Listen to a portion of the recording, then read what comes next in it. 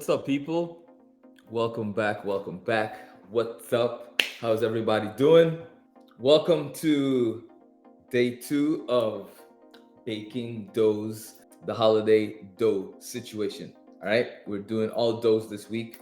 So we're continuing today with a quick bread. This is going to be a two-part series. All right, so today we're only going to make the dough.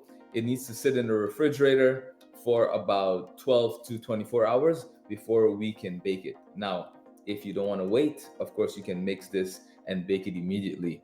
You will not get the same results, but you will still get delicious bread. This is a recipe for the busy mom, for the busy dad, for the busy anybody, right? You want to make something really quickly, set it, forget about it.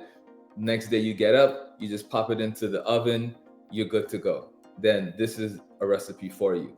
All right, really simple. Let's go over the ingredients and then we'll jump into making this yummy, flaky on the outside, soft and chewy on the inside, massive flavor, quick bread. So, first things first, we need 3 cups of bread flour. All right, if you don't have bread flour, then you can go with all purpose flour. Okay, that's done. Then we will add, I'll leave that there. We will add our salt. Now with salt, I did 2 teaspoons. All right, 2 teaspoons of sea salt. With that, we're going with a 3/4 cup, 3/4 teaspoons of yeast. We don't need a lot because of how this is going to proof. It's going to be nice and slow and it's going to take its time. So that amount of yeast is going to do magic for this particular dish, bread. All right. Next up, I have some dry herbs here. This is my Tuscany seasoning, right? So with this, we have rosemary, basil, these kind of delicious flavors, chicory. So this is going to add a really nice floral note to our bread. That's in there. And then I wanted to show you really quickly garlic. We're adding some garlic too. And garlic we're adding is about 3 to 4 cloves. All right. This is going to also add flavor. And I just love garlic. 2 ways we can go about this. We can smash the garlic, right, with the flat part of the knife. And once you smash it, you can easily peel it. So this kind of peeling of garlic is great for when you're gonna mince, right? But say you didn't want to mince your garlic, you wanted really nice slivers, you wanted really nice slices of the whole garlic. Get you a container, glass or plastic, it doesn't matter. Put a lid on it, put a bunch of garlic in there.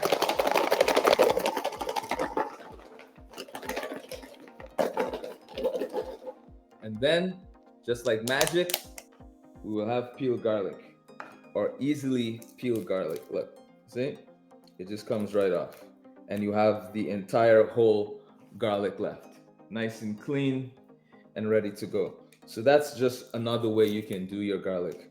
All right, so I wanted to show you that really quickly. So this would be perfect for if you have like a mandolin and you wanted to get garlic chips, then this will be the route. Or you can buy peeled garlic, but I like to do my garlic fresh. So let's mince this up real quick. This is going to be one of the easiest recipes you do this holiday season. That I can promise you.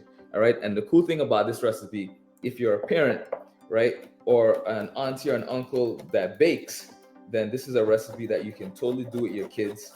Your youngest can do this because it's literally, you saw flour, salt, yeast, a little bit of herbs. You can even go fresh. Tomorrow, when we put this into the oven, we'll actually put some rosemary sprigs on top of it, right? Just to bake in there, add a little bit more fresher rosemary flavor, and just make it real delicious. So, minced garlic, right? Right into the flour. Literally, we're making an Italian kind of garlic bread, right? The other thing I would say is if you didn't want to go garlic, you could do sun-dried tomatoes. There's so many different ways you can go about this. You can do olives, right? And I would do the same amount, not too much, 3 to 4. You could take 3 or 4 whole sun-dried tomatoes, mince them up. Sometimes it might be better to soak them in really boiling hot water and let them sit for at least 30 minutes. They'll bloom, they'll get soft. Then you can mince them up even better. I'm gonna mix this first. Yes, we're gonna mix this first. Now we can add our water. Now, When you see this batter, you're gonna be like, whoa, it's very loose, it's very soft, it's tacky. Yes, it's all of that. You can do a mixing bowl, or you can do really anything else for that matter. You can do a regular bowl if that works, right? Let's get some more. So I need about a cup and 2/3. There we go. The reason I like to leave it in a regular mixing bowl is because you're gonna leave it in here to proof tomorrow. Now we can use our hands. If you want to get your hands dirty, then this is also really fun for the kids. They love doing this kind of stuff. So let's do that.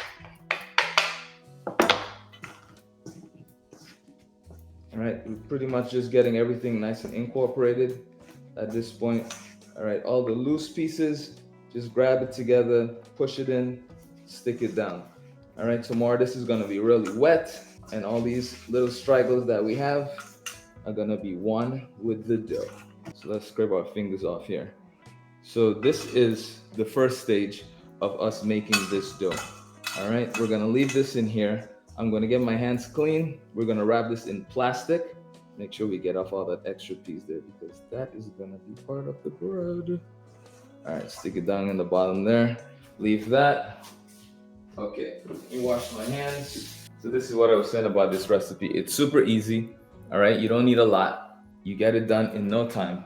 So once you have it in your bowl, you want to just take plastic wrap, and you want to just wrap this up real nice, and you're gonna refrigerate it. So we're gonna put one here. Make sure we cover up the initial first side, and then we'll put another one on.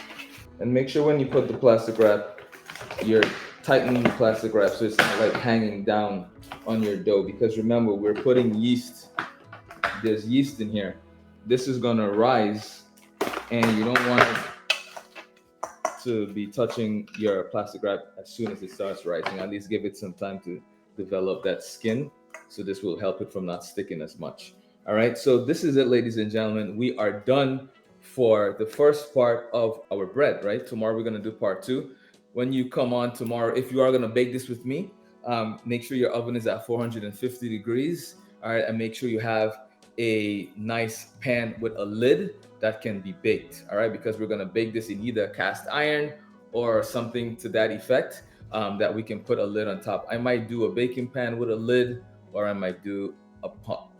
We'll see how I feel tomorrow. But join me tomorrow, same time, same place, where we're gonna continue with part two of making this yummy but easy dough. Ciao.